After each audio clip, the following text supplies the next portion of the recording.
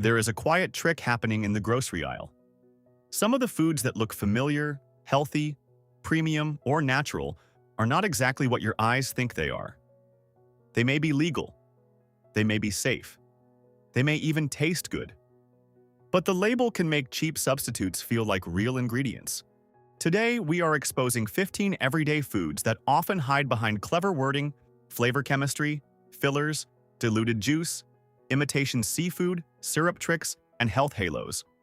By the end, you will know what to read first, what words to distrust, and how to stop paying real money for food that is only pretending.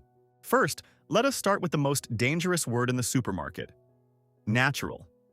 This is not one food. It is a disguise that can sit on almost any food.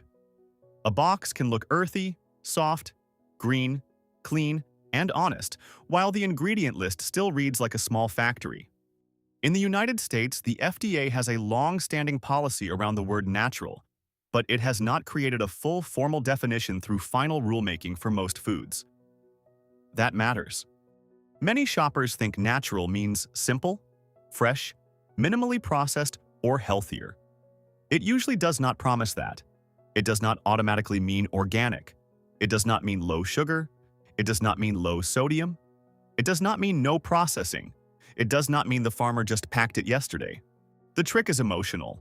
The word natural makes the buyer relax before reading the facts. A cookie can be natural and still be a cookie. A sugary drink can talk about natural flavors and still contain plenty of added sugar. A snack can have natural colors and still be mostly starch, oil, and salt. The controversial part is simple. Companies do not need to lie when consumers are willing to imagine more than the label actually says. Your protection is to ignore the front first. Turn the package around. Read the first few ingredients. Look for added sugars, refined flour, oils, and sodium. If the front says natural but the back says sugar, syrup, flavor, color, starch, gum, and oil, the front is marketing and the back is the truth. Second, watch the fruit drink that dresses up like juice. This one fools families because the bottle is covered with fruit pictures. Oranges, berries, mangoes, apples, grapes, tropical leaves, splashing water, bright colors. It looks like fruit in liquid form. But many fruit drinks are not 100% juice. Some contain a small amount of juice, plus water, sweeteners, acids, flavors, colors, and preservatives. FDA rules require many beverages that suggest fruit or vegetable juice to declare the percentage of juice. But shoppers often miss it because the bigger words are louder. A drink can scream berry blast and whisper contains 10% juice. That is not the same as eating berries. It is not even the same as drinking plain juice. And even 100% juice can be high in natural sugar and low in fiber compared with whole fruit. So the fake feeling is even stronger when a sweetened drink borrows the reputation of fruit. The little lesson here is that the fruit picture is not the ingredient list. A strawberry on the front does not mean strawberries are carrying the drink. A splash of juice can carry the whole identity of the package. The simple check is brutal. Find the percent juice line. Then read the first ingredient. If water and sugar or syrup come before juice, you are buying a flavored beverage, not the fruit experience your brain was promised. The scandal is not always illegal. It is the gap between the picture and the pour. Third, pancake syrup is one of the clearest fake food traps because people hear syrup and imagine maple trees. Real maple syrup is made from maple sap that is collected, boiled, concentrated, filtered, and packed. In USDA grading, pure maple syrup is supposed to be pure maple syrup. The bottle should not need a paragraph of corn syrup, caramel color, cellulose gum, artificial flavor, or preservatives to explain itself. But many breakfast syrups are not maple syrup. They are maple-flavored syrups. That difference is everything. They may be cheaper, thicker, sweeter, and familiar from childhood, but they are not the same food. The label often tells the truth just in a way people rush past. It says pancake syrup, table syrup, original syrup, butter flavor, or maple flavor. The word maple may appear as a taste, not as the actual source. This is legal when labeled correctly, but it still tricks the eye because the bottle shape, amber color, and breakfast imagery borrow the feeling of maple. The funny part is that real maple syrup is usually thinner than the fake version, so people sometimes think the imitation is more premium, because it pours like dessert glue. That thickness can come from formulation, not from a tree. The protection is easy. Look for the ingredient list. If it is real maple syrup, the ingredient list should be very short. If the first ingredient is corn syrup, high fructose corn syrup, or sugar syrup, you are not buying maple syrup. You are buying a sweet topping with maple attitude. Fourth, honey can be real, blended, filtered, heated, imported, domestic, raw, pasteurized, floral, dark, light, cheap, expensive, and sometimes suspicious. This is where shoppers need calm, not panic. Real honey is made by bees from nectar. But the honey aisle can contain products that mix honey with other sweeteners. And FDA guidance says a food made of honey plus another sweetener should not be labeled only as honey. It needs a name that tells people what it really is. The problem is that most people do not study honey labels. They see a bear-shaped bottle, a golden color, and the word honey, and the brain says pure. Some products are properly called honey blend or honey syrup, but the eye may still catch only the honey part. There is also a wider food fraud issue around honey adulteration in global trade, where cheaper syrups can be used to stretch supply. That does not mean every cheap honey is fake. It means honey is valuable enough to tempt dilution. The small detail people miss is pollen. Heavy filtration can remove pollen, which makes tracing origin harder, though filtration alone does not automatically make honey fake. The strong move is to read the exact product name and ingredients.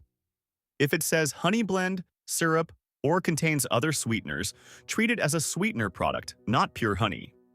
If you want honey for flavor, fine. If you are paying for purity, the label should not make you solve a riddle. Fifth, olive oil has one of the biggest reputation gaps in the food world.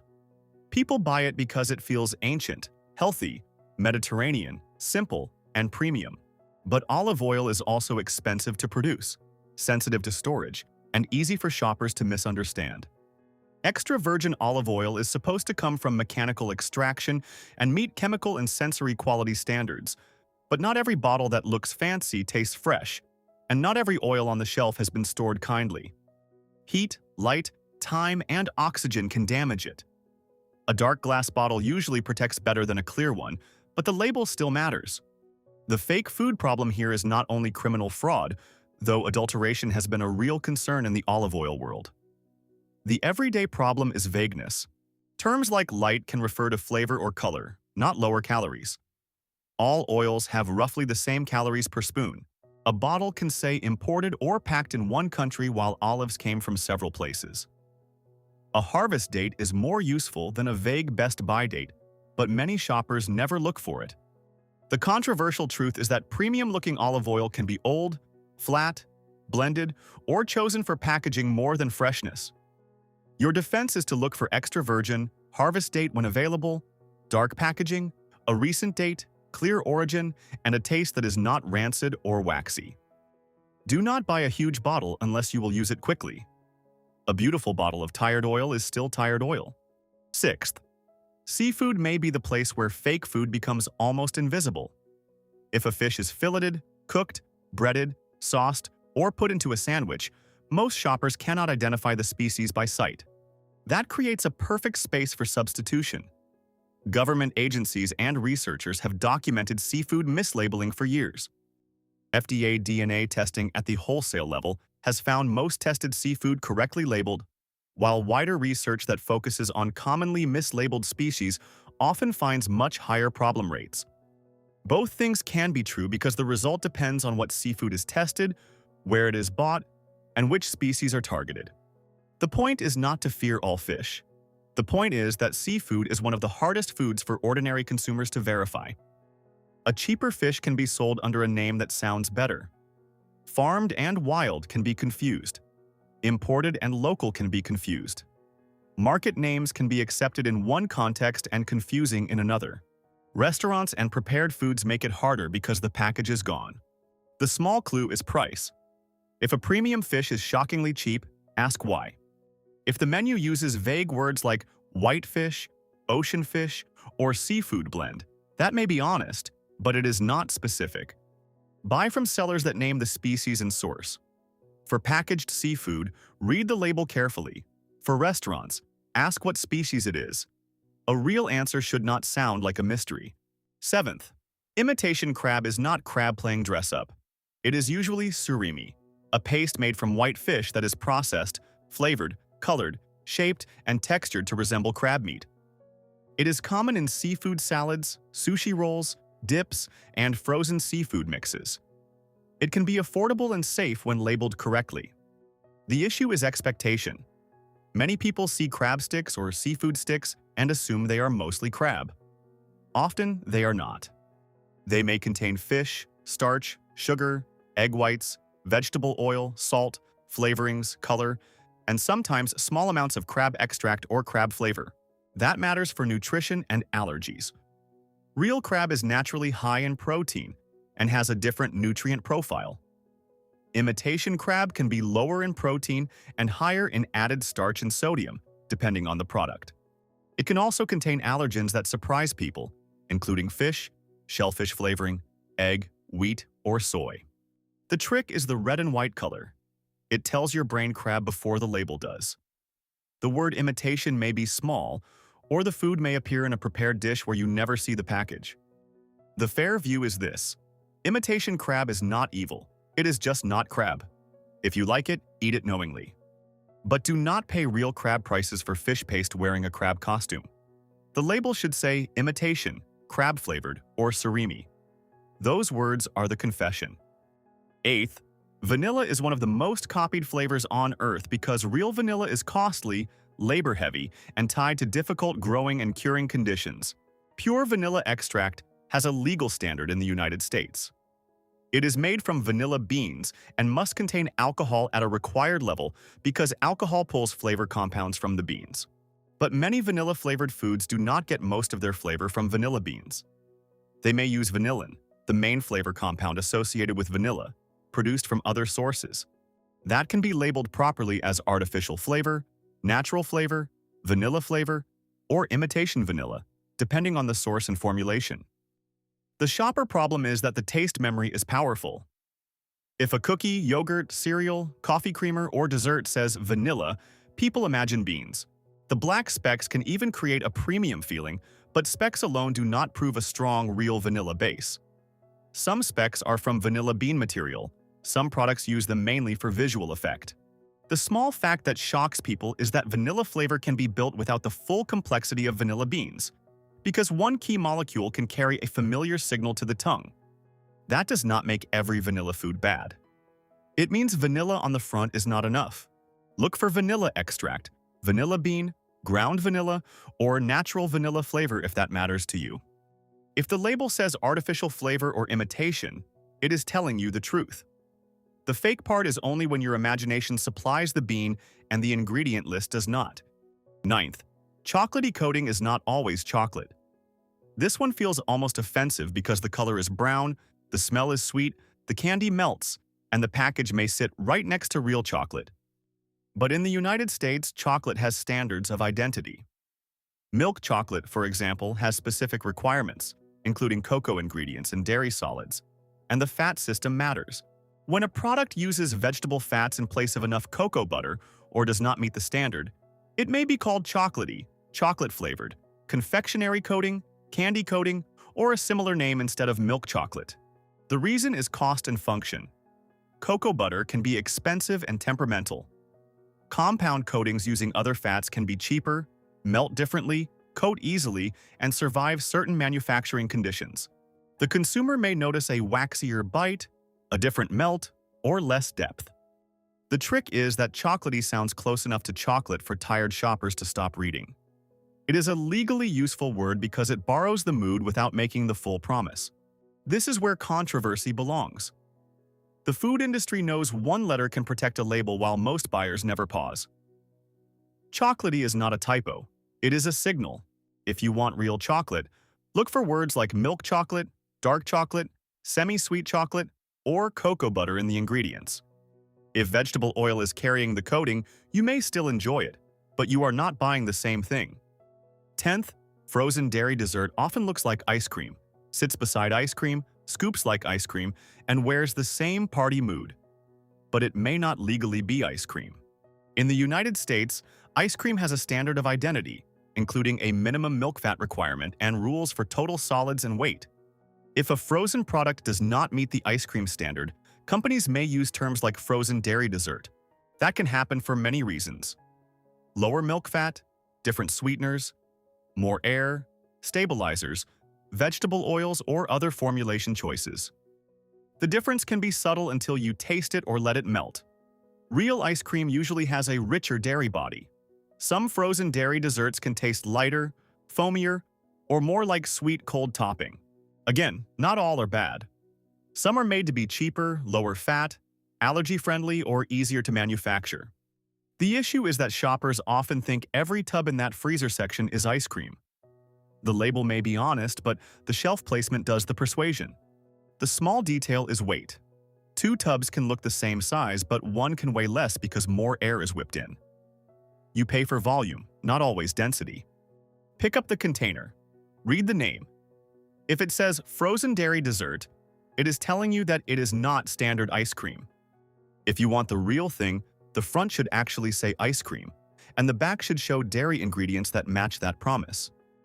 11th, grated cheese can be a lesson in how one real ingredient becomes a processed convenience product. Hard cheeses like Parmesan have standards, aging expectations, texture, moisture limits, and a strong identity. But the shaker can in the pasta aisle is not the same experience as shaving a block of aged cheese over hot food. Packaged grated cheese often includes anti-caking ingredients to keep it flowing, and cellulose is one common anti-caking agent used in shredded or grated foods. Cellulose is plant fiber, and it is not sawdust in the scary way social media sometimes screams. The truth is more boring and more important. It helps stop clumping, but too much filler or too much reliance on additives can make people feel they are paying cheese prices for a product stretched by convenience. Some labels are perfectly honest. They list cheese, cellulose, enzymes, salt, and preservatives. The problem is that people see the cheese name and ignore everything else. There are also products described as Parmesan style or grated topping that may not be the same as a true piece of Parmesan cheese. The protection is to compare the ingredient list and the food name. A block or wedge gives you more control and often better flavor. A shaker gives convenience. Convenience is not fake by itself, but it can hide how little attention you are paying. If the first promise is cheese, make sure cheese is still the star. 12th, plant-based milk alternatives are not fake in the sense of being fraudulent, but they are often fake in the way people compare them. Almond drink, oat drink, soy drink, rice drink, coconut drink, and pea-based drinks can be useful for people who avoid dairy, prefer the taste, have allergies, follow certain diets, or want plant-based options. The problem starts when shoppers assume every milk alternative is nutritionally similar to cow's milk. FDA draft guidance has recognized that names like almond milk and soy milk are common usage, while also encouraging clearer nutrition information because plant-based alternatives can differ sharply in protein, calcium, vitamin D, added sugars, and other nutrients. A cup of one plant drink can have very little protein. Another can be fortified. Another can be sweetened. Another can be mostly water with a small amount of nuts or oats. The label may show a creamy splash and a clean lifestyle, but the nutrition panel may show a very different story. The biggest trick is the health halo. People think plant-based automatically means healthier. Sometimes yes. Sometimes no. Sweetened plant drinks can carry added sugars. Some have gums, oils, and flavorings. Some are excellent choices for specific needs. The answer is not to attack plant-based foods. The answer is to stop comparing by name. Compare protein, added sugars, calcium, vitamin D, and ingredients. If you need milk nutrition, check whether the alternative actually delivers it. If you just want taste and coffee, be honest about that too. 13th, meat products can be real meat and still not be what your mind imagines. Hot dogs, bologna, nuggets, patties, sausages, meatballs, and deli slices are often processed foods built from chopped, ground, seasoned, emulsified, formed, cured, or restructured ingredients. USDA rules require certain labeling, including terms like mechanically separated chicken or mechanically separated turkey when those ingredients are used. Mechanically separated poultry is not a rumor. It is a regulated ingredient produced by separating edible tissue from bones under mechanical pressure. The controversy is not whether every hot dog is fake. The controversy is that many shoppers picture a simple cut of meat, while the product may be a designed mixture of meat, fat, water, salt, starch, binders, smoke flavor, cure agents, and seasonings. Some products are high quality and clearly labeled.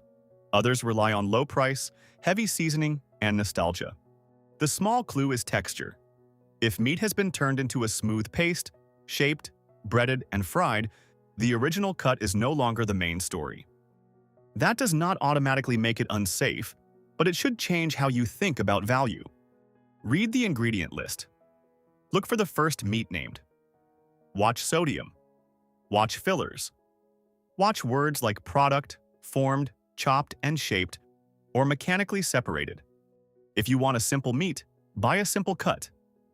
If you want a processed product, buy it knowingly, not because the package made it look like a butcher shop. 14th, veggie chips and fruit snacks may be the most childish trick in the adult grocery cart. The package says veggie. The color looks green, orange, red, and yellow. The shape feels playful. The parent or busy adult thinks, at least this is better.